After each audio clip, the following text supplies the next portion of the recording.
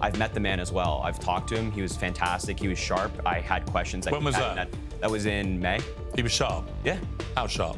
Very sharp. He answered it was around that time he was full. falling off stages, he was face planting, he was tumbling face planting. I mean, tumbling down the steps of Air Force One, falling off bicycles. He was saying all sorts of gobbledygook in statements which the White House had to rewind. So how sharp was he? Well, grab your popcorn, folks, because Harry Sisson just got brutalized by Piers Morgan on live TV simply because Piers actually held him accountable for the things that he has been saying. Because we all know Harry as the paid Biden Gen Z shill. You know, he's always dancing and yelling on camera. But it's worth pointing this guy out. If you're gonna have a good faith discussion, it should be noted. Hey, Harry, if you were such a Biden shill, if you were saying all these glazing things about him, you said his mental state was in perfect condition even after the debate performance, perhaps it is worth asking the question, how can you suddenly turn around, act like you never really supported Biden to begin with,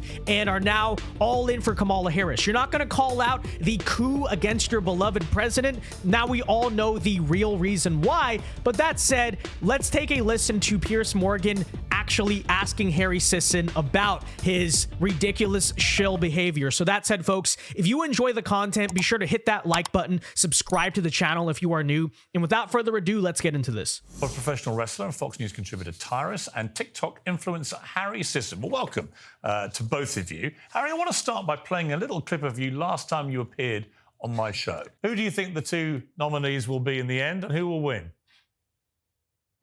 Yeah, it's going to be Joe Biden versus Donald Trump, and then Joe Biden's going to win. And Pierce, I'd love to chat with you after the election. You've made a few dollars, Harry, so why don't we have a little wager? $10,000 to a charity of your choice. I say Biden can't possibly win. You think he can? I mean, I personally don't bet on politics. I'm happy to have another bet to do something with charity. We can do something, absolutely no problem. But you wouldn't put your money where your mouth is on Biden, then? I don't bet on politics. Well, I saved you $10,000 there, Harry, with your refusal to accept the bet, obviously. Welcome to back to Uncensored. I mean, you were completely wrong. Not only did Biden not stay in the race, but he certainly won't be president again. So do you accept you were completely wrong? Yeah, I think I was going based off of publicly available information. All of the information available was that Joe Biden was staying in. He consistently told reporters he was staying in. He said, I'm the guy. And then he huddled with advisors in Delaware, saw the data, said it wasn't looking good, and made the honorable decision to bow out. So hold on, saw the data?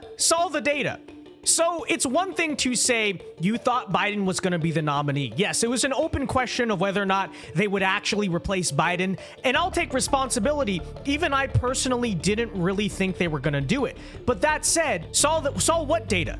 Because you were the one who was saying Joe Biden is in a perfect position to win the election. I firmly believe he's going to win.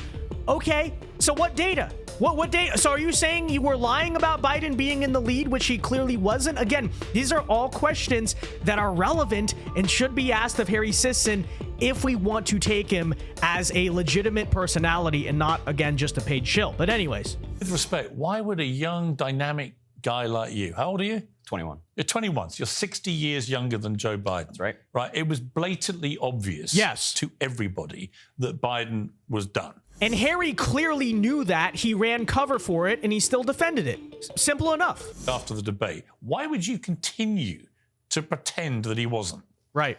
Because I look at the record, I'm always of the view that achievements and policy matters more than like this talk we have in the media of, oh, Biden's this, oh, Biden's that. I've met the man as well. I've talked to him. He was fantastic. He was sharp. I had questions. When was that? That was in May. He was sharp? Yeah. How sharp? Very sharp. He answered it was around that time he was full. Falling off stages, he was face planting, he was tumbling face planting. I mean, tumbling down the steps of Air Force One, falling off bicycles. He was saying all sorts of gobbledygook in statements which the White House had to rewind. So how sharp was he? I mean, he was great. I gave him questions he didn't have beforehand. He answered them in depth, and we had a conversation after the cameras were turned off. I had no problems then. I had no problems now. I still think Joe Biden is fit to serve. If he were the candidate, I'd still think he's fit to serve. Really? Yeah. There's nothing I can say. I'm just going to laugh at that, truly. Okay, Tyrus, Joe Biden is still fit to serve. I mean, the guy I watched last night doing this national address, I'm sorry, I felt it was really sad. It was elder abuse. I think at this point, arguing about the wrong thing.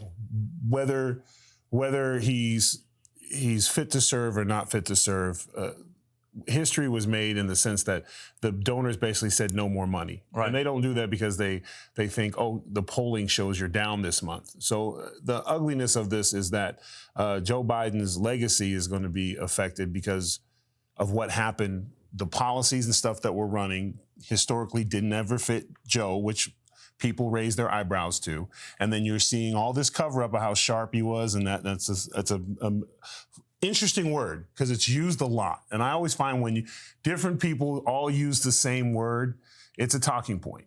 And that's the problem. We need to get away from talking points. I'm glad that he stepped down because I took no joy in criticizing speeches from somebody who was doing the best they could. And he probably has moments where he's brilliant, but that's the ugliness of aging that one day everything's going great. Yeah.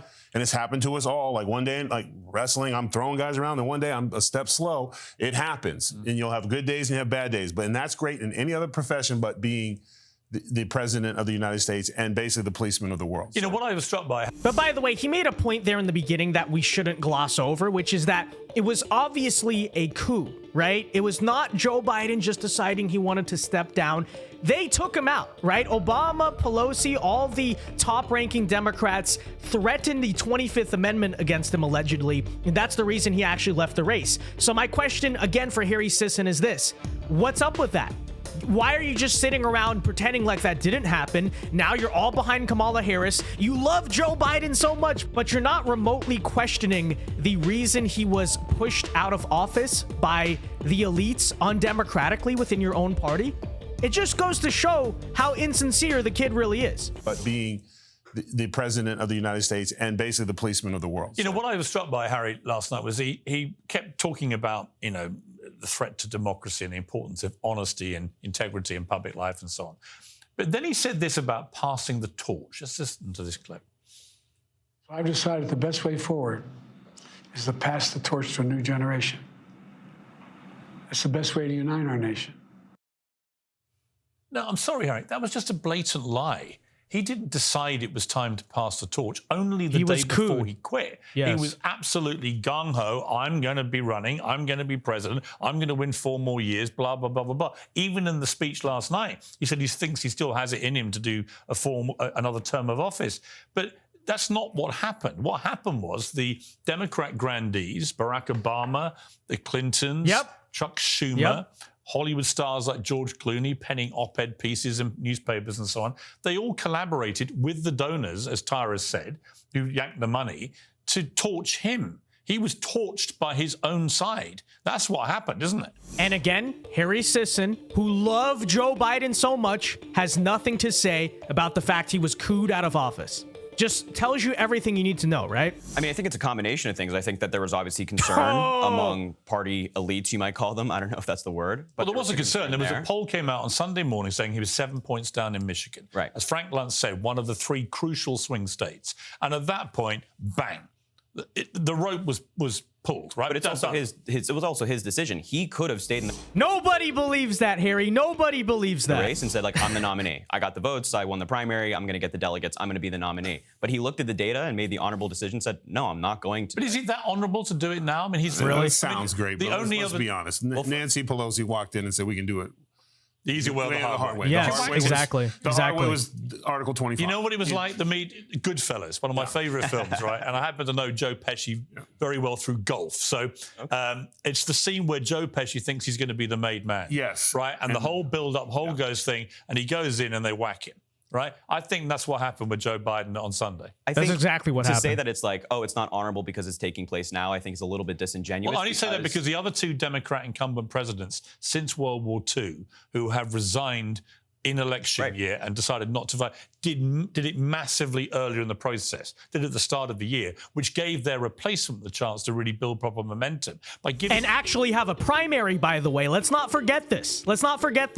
They stepped out, if it was in the beginning of the year, right before the primary was actually beginning. So that way the voters could actually choose a brand new candidate. What is going on right now is exactly that, an undemocratic coup. And Harry Sisson, who is so concerned about threats to democracy, unsurprisingly, has nothing to say.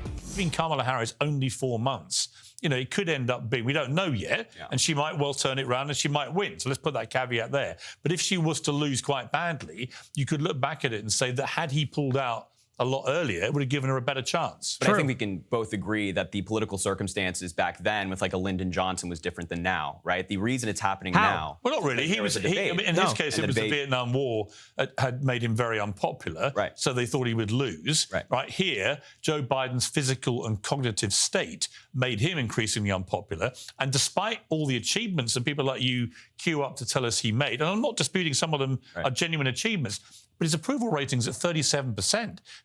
And by the way, it was not a surprise thing that took Biden out of the race. You could see the cognitive decline coming for the past several years. Let's not pretend like that's not the case. I keep hearing this week, he's the greatest president of modern times. Why is he so unpopular then? Why is people not just literally, why are there not parades in the streets for the greatest president of all time? Well, it's 37% approval. We know the reason. Historically, the American people will blame the commander-in-chief for things that are often out of their control. So inflation and gas prices, I think anybody who's honest will recognize that Joe Biden obviously didn't cause those things, that those things are global factors. Inflation spiked in Great Britain. But Donald Trump didn't cause financial problems in his final year. It was the pandemic. I agree, and I wouldn't blame him for that. Democrats, Tyrus, from memory, queued up to blame him. The first day he got in office and shut down the oil pipe, he hit the green light for Russia and China. He changed the dynamic of the oil. When he who controls the oil controls the way things go. So he made a lot of, but again, I don't believe that these policies were Joe Biden's. I believe that the real issue is that whether it was Kamala Harris or whomever made decisions and the president wasn't unable to. And we saw that. The debate is the reason why he's out. They pulled the money and they said enough. Here's the part. Barack Obama, he is a constitutionalist to the 10th power. Like so he won't endorse. And I don't think his endorsement is based off, he doesn't think she can win like those reports are. I think he doesn't like the way the process was. I think we're seeing a split. There are reports today. So just before we came on air, there's two reports, and you can have the same thought on the same thing. He can say he doesn't think she could win, and he can also endorse her. Yeah, I think he will endorse. I mean, the idea that Barack Obama is not going to endorse that speaks volumes. A black woman but I think who is the nominee. But in defense of him, I think he's looking at, he doesn't like the process. I think he wanted an open debate. And would that have been better for the Democrats, do you think? I think it would have been better in terms of showing Kamala doing her own thing. Because the Republican side, we've made huge mistakes, and I thought it wasn't possible. I thought, after the assassination attempt, after the speech, but literally the VP pick didn't help. Talking about her as a woman, whether she has children or not, moronic and stupid. I don't know why the Republican Party politicians seem to think the answer to getting votes is telling women what and not to do with their body. That's stupid. Like, That's kind of a straw man of the actual Republican platform, by the way. I know he's on Fox, he's cool and all, but he's kind of playing into left-wing talking points by even saying this. But a legitimate point perhaps is that, yes, it would have been better for democracy to actually have an open convention. But sad reality, once again, is this. That is not the way that the Democratic Party operates or ever has operated. And in closing here, I guess I'll say this. If Harry Sisson really believes that Joe Biden just decided to step aside, it was all... You are in for a rude awakening. In your future career, I assume you are going to pursue in Democrat Party politics. When you realize that the party actually is ran like a mafia and you don't really have a say, nor do the people have a say, okay? But that said, I don't really think Harry believes that. I think deep down, Harry knows it was a coup, but he's just a shill, right? He's just gonna go along with anything the party does, even if it directly contradicts the things he was saying and makes him look silly in the process, but it is what it is. That said, let me know your thoughts in the comment section down below. Be sure to leave a like on this video, subscribe if you are new, follow me on X and all of my social medias down in the description. And until next time, God bless and peace.